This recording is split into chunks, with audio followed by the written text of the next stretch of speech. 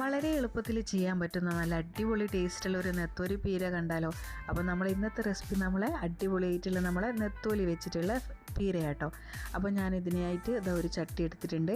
അതിലേക്ക് നമ്മൾ അരിഞ്ഞ് വെച്ചിട്ടുള്ള ചെറിയുള്ളി ചേർത്ത് കൊടുക്കുക. ഒരു പിടി കറിവേപ്പില ചേർത്ത് കൊടുത്തിട്ടുണ്ട്. ഇനി ഇതിലേക്ക് നമ്മൾ ചേർക്കാൻ പോകുന്നത് എരിവിന് ആവശ്യത്തിനുള്ള പച്ചമുളകാണ്. പിന്നെ നമ്മളൊരു 2-3 അല്ലി വെളുത്തുള്ളിയും കൂടി ചേർത്ത് കൊടുക്കുക. ഇത്രയും ചേർത്തതിന് ശേഷം നമ്മൾ ഇതിലേക്ക് നമ്മൾ തേങ്ങയും കറിവേപ്പിലയും ഉപ്പും മഞ്ഞൾപ്പൊടിയും ഒന്ന് ചതച്ചെടുത്തിട്ടുണ്ടെങ്കിലും ആ മിക്സും കൂടി നമ്മൾ ഈ ഒരു ചട്ടിയിലേക്ക് ചേർത്ത് കൊടുക്കാം. പിന്നെ നമ്മൾ ഇതിലേക്ക് കൈവച്ചിട്ട് നല്ലോണം ഒന്ന് മിക്സ് ചെയ്തെടുക്കണം. അതിന് മുന്നേ നമ്മൾ ഇതിലേക്ക് പുളിക്ക് ആവശ്യമായിട്ടുള്ള പുളിവെള്ളം കൂടി ചേർത്ത് കൊടുക്കണം കേട്ടോ. മാങ്ങ ഉണ്ടെങ്കിൽ അത് ചേർത്ത് കൊടുക്കാം. ഞാനിപ്പോൾ ഇതവണ പുളിവെള്ളം കേട്ടോ ചേർത്തിട്ടുള്ളത്. അപ്പോൾ നമ്മൾ പുളിവെള്ളം കൂടി ചേർത്തതിന് ശേഷം ഇനി ഇത് കൈ വെച്ചിട്ട് നല്ലോണം തന്നെ മിക്സ് ചെയ്തെടുക്കുക. ഈ ഒരു കൈ വെച്ചിട്ടുള്ള മിക്സിങ്ങിൽ തന്നെ നമ്മളെ ഈ ഒരു പീരൻ്റെ ടേസ്റ്റ് ഏകദേശം നമുക്ക് മനസ്സിലാവും കേട്ടോ. അപ്പോൾ ഇതാ നമ്മൾ കൈ വെച്ച് നല്ല അടിപൊളിയായിട്ട് എല്ലാം മിക്സ് ചെയ്തെടുത്തിട്ടുണ്ട്.